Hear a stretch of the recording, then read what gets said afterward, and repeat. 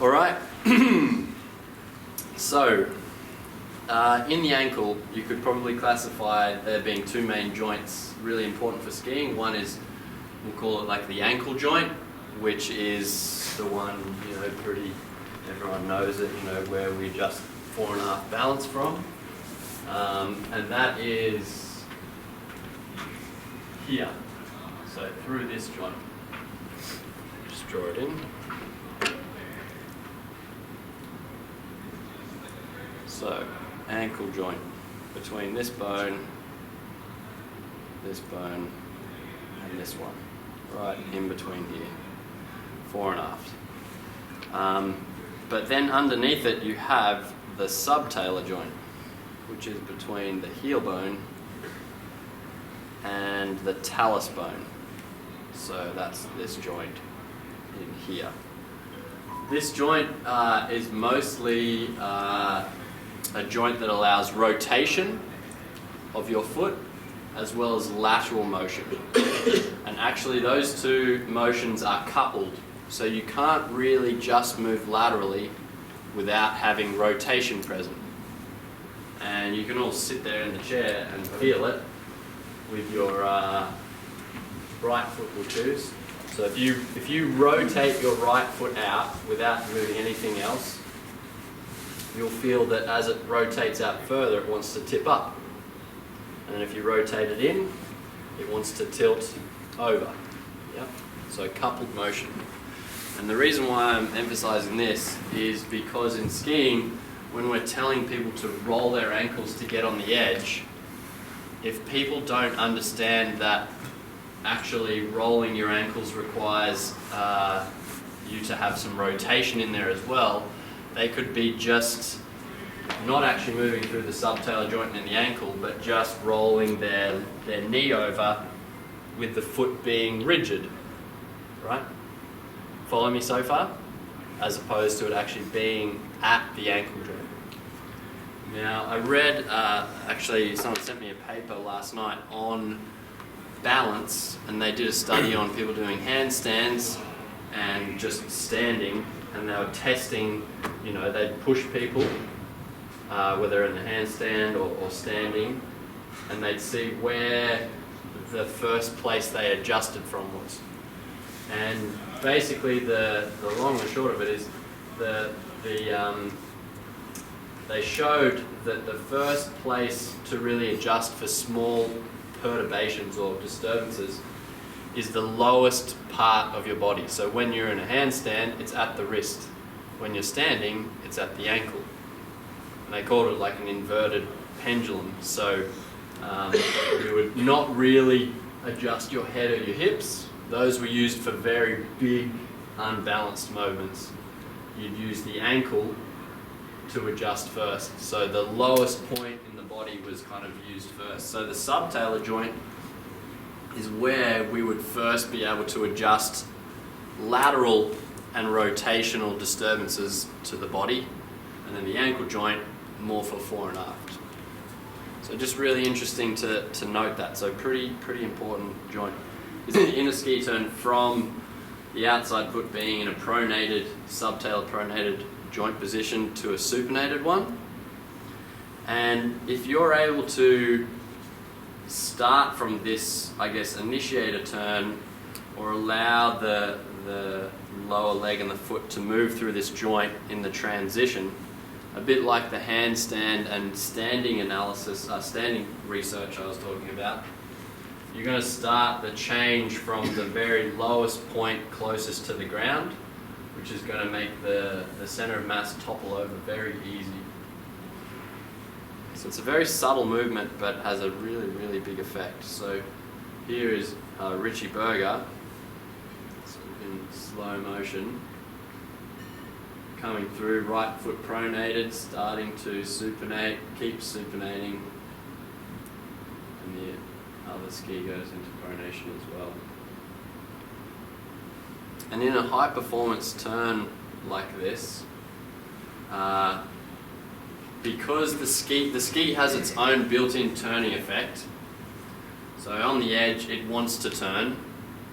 Through the transition, this is just some of my thoughts anyway, I think the ski turning on an arc, if you allow the ski to turn your foot and subtalar joint, you'll end up going from a pronated position where you're kind of holding it to a supinated one where the rest of your body hasn't been disturbed and you've just allowed the ski to keep tracking on an arc, continuing what it wants to do. Whereas if you didn't have that, you stayed here, then you'd have to put in more effort to go over, and you're probably going to be fighting the ski wanting to keep turning.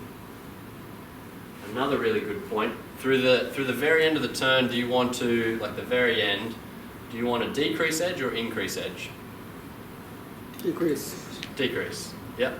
Why? Because you want to Get out of that turn. get out of that turn, yeah, so you want to decrease it. Do you want to also keep an abrupt transition or a smoother transition? Silky smooth. It's a bit so yeah. I mean, you can go for an abrupt one, but if you wanted a smooth one that decreased the edge, if we were turning left with your right foot, if you allow your right foot to supinate, the ski attached to it would continue turning, and through that you'd also get a flattening effect. Does that make sense? Everyone can feel that? Yep. So you go from here, and if you just allowed this part to move, the ski would keep going where it wants to go, it'd flatten, and going from the forces being lined up straight to that edge, as soon as you start putting a bit of supination in, the forces aren't lined up, and your body is going to start seeking to be straight and flat over that ski. So starting from there is a really, really good place. So now you're watching it. There it goes. Over. So this movement is kind of happening inside of the boot. So it's very hard to see it. Like you can see hip rotation in a candidate or another skier. But you know, here is another video just emphasizing the lateral and rotational motion. And they're being coupled, and they pretty much say, because they're almost similar ranges, it's like a 1-to-1. So for every bit of lateral motion you get in the ankle, you're almost getting the same amount of rotation happening. Yep. So when you roll onto the big toe edge, the tibia and fibula would rotate inwards, and this would mean the foot is relatively rotated out and away. So that's that separation I'm talking about. And then vice versa for the little toe edge. So we'll see the motion here. And they do a cool little diagram that shows a more simple kind of version of how it works. So it's like they call it a torque converter. So rotation in the lower leg will convert to rolling over in the foot. I'll just play that once more. That stick going down through there is the axis. So that's inward rotation converts to rolling over. So you could imagine that rolls the ski over as the rotation happens. I find that video is quite helpful to show people. There we go at the end there. That's closer to the movement in the ankle with that subtalar joint.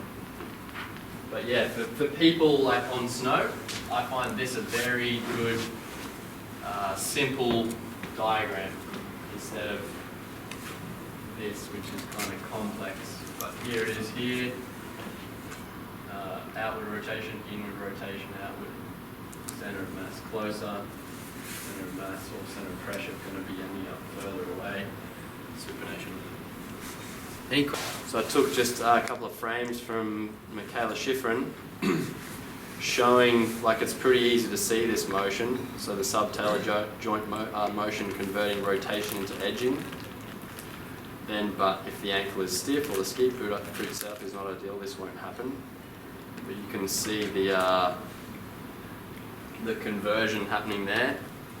So you just have like angle lines coming out. So there's where a foot's pointed.